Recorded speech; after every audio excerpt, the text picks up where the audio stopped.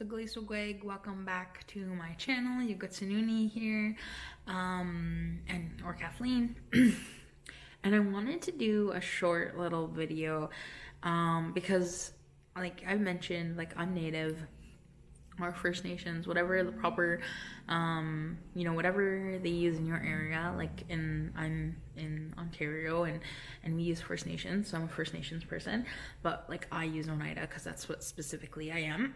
Anyways, so I know like YouTube is like way larger in the States, right? And so in America they use the term Native American, and so like I searched up, like in my YouTube search bar, I was like Native American, and I like went through it, and there's no like just people making content. It's always like these news articles, and it's a lot of people talking about, Native Americans and First Nations people without really, like, I couldn't, if I went on there, like, I'd hear interviews, but I wouldn't hear like this candid discussion, so if that's something you want to hear more about and you have questions about, and you want to know, like, what is it like to be Native in Ontario, Canada, and how might it be different than being, Native in the States, and how, like, why is it such a big deal to me? Like, because it's a huge part of who I am, and I went through a point in my life where I didn't know what that meant. Like, I didn't know what it meant to be Oneida, and I had to really, dig deep and find that out, and I had to really develop a sense of identity. And so that's something that, the Canadian government has done really well. It's taken away our identity and our sense of like who we are as Indigenous people of this land, of Turtle Island, through assimilation tactics such as residential schools, such as like the 60s scoop and stuff like that. And if you don't know what those are, like, sure, like Google it. There's probably lots of videos and lots of stuff like that. But if you're interested in like why, like, me looking at different issues, like especially Indigenous issues, and kind of trying to unpack them, because I think a lot of times, like, as an Indigenous person, like I can get super heated or passionate, or really take a particular stance on different situations, and that comes because of my lived experiences and how I see the world, right? So like there's so much philosophy that can go into, different worldviews and different perceptions and different all that stuff. Like I am of the belief that like race is a social construct. So yes, there shouldn't be a thing as racism. We're all part of the human race, but there is. Like, I think, like, I can't sugarcoat it for you. Racism is alive and well, both within Canada and the United States, and Indigenous people are victims of racism all the time.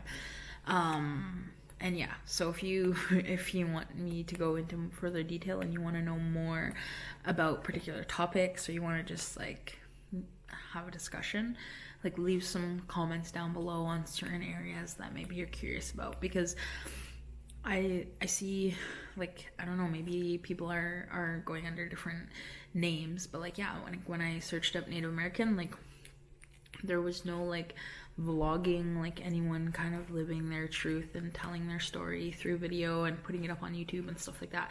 So I'm really excited, because I think that, like, I watch all these different YouTubers, and like, you definitely can make what you want of it, right? Like, if you want diverse voices in your YouTube watch time, like, you can do that. Like, you just search it up.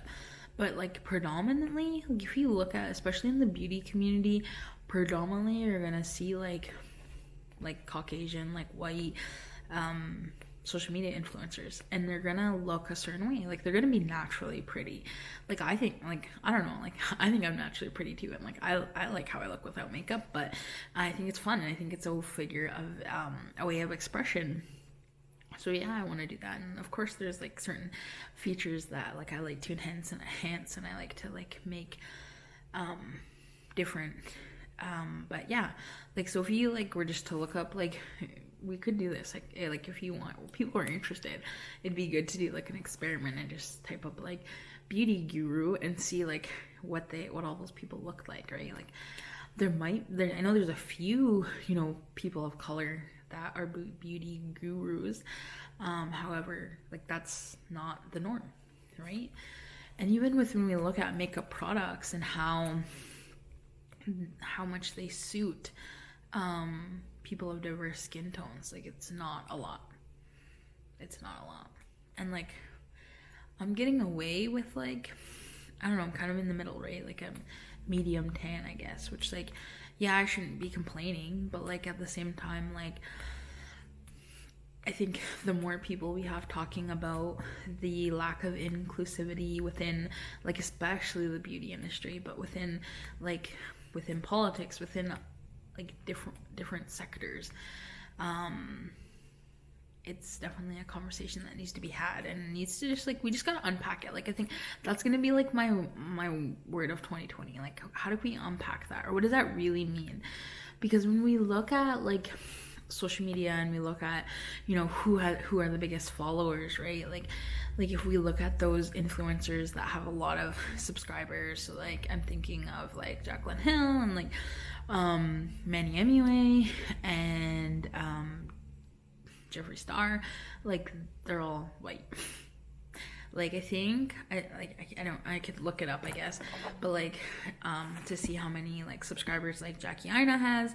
So she's a black YouTuber, and like I watch her content. Like I think it's great. Like I definitely, you know, try to cater,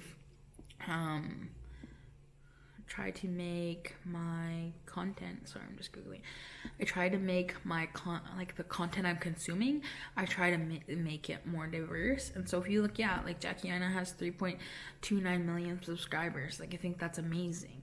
But yeah, so if I do like a scroll of like, what if I even do First Nations, because that's more of the Canada term. So there's First Nations music, First Nations Canada. If I just do First Nations, like it's by CBC News,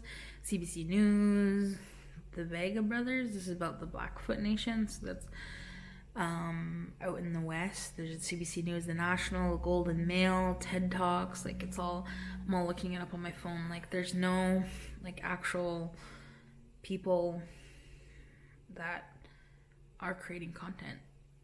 So yeah, I definitely am gonna be underrepresented on YouTube, and I think that's a shame. Like I should be able, like, and I want younger girls and other First Nations people to go on YouTube and be able to see themselves reflected in the content that they want to watch. So we need, you know, First Nations beauty gurus. We need First Nations like commentators. We need First Nations commentators. We could have First Nations drama channels. Like, oh my god, I feel like those would be the funniest things ever.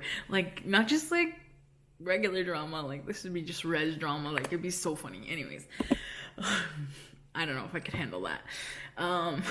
But yeah, like, I think we definitely need more representation all over social media. Like, it's been a long time coming that First Nations are rising up, and you know, we're knowing who we are, we're knowing where we come from, and we're proud of that. And so it's not like Canada can't just continue to be like, yeah, shut up.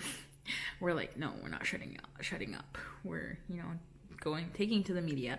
Like if you look at one of the biggest First Nations movements, I Don't Know More, it was founded in 2011, but that started with social media. Like I think, to me, that's so impactful. Like I think we need more of that. Like that needs to happen more regularly. So I'm really excited to, you know, trailblazing, if you will, making content and just talking to you guys, building an audience, because I think there's a bunch of Native people on YouTube, like, and maybe I'm just missing them. Maybe I'm like, if you know any Native YouTubers, like, drop their name in the comment box. Like I definitely want to follow them and see their content and build a community where we support each other. And yeah, I think that, like, for me, that's like kind of the first one, because I don't see a lot of that.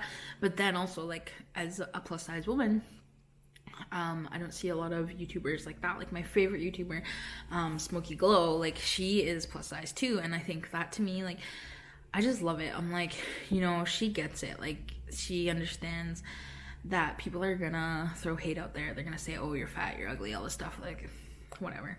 Like, if that's what you think about me, that's fine. But like, my mom always told me, if you don't have nothing nice to say, don't say nothing at all. So to all those haters out there, you know, just that's what your mama should have told you too. That's the advice from Kathleen's mama. But yeah, like Smokey Glow Hannah, like I just think she's just amazing, and like she really inspired me to kind of start my channel and to, you know, like just do it. I know there's probably other like plus size YouTubers out there definitely that I follow. Stella is one that I really like too. Like she just like gives me so much confidence. Like she does these try-ons and she just like, you know, like living it up in like her outfits that she bought. Like, and I'm like, I am a little bit. So she like, it's usually Fashion Nova. Like I think she's like an ambassador or something like that. I don't know, I bought some stuff from Fashion Nova because of her and because I thought it would be great. But at the same time, like I saw this post recently that was saying like, oh, the Fashion Nova workers get like $4.25 or something ridiculous like that, and then they have to sell the, like they make these pieces and then they sell them online for a much higher price. So like, yeah, I want to be more conscious of like what I'm giving my money to and what kind of brands and stuff like that. So like this is the year, like let's talk about it. Let's see who's doing good and like who's helping out people and who's giving back to like local communities, like who's helping their community. Like ideally that's all I want to do. Like that's what I've set out to do since like being on my elected council and stuff like that, and like volunteering with events. Like I just want to help my people and I want to see my people succeed. And so on that note, yeah, this was my thoughts about like the YouTube and the lack of diversity on YouTube, because there's not a lot. Like you can see a lot of skinny white Caucasian people, but other than that, like you have to find them, which like it's great. Like I think we just need to do a better job of like sharing those names and sharing who's out there. So if you know anyone that like you think I should follow and that you would mesh and like I would enjoy watching, then hit me up, let me know, put it in the comments. Anyways, be sure to like and subscribe if you like this video, if you don't mind me rambling on about these different issues that I'm so passionate about. Signing off, Nagitwa, bye.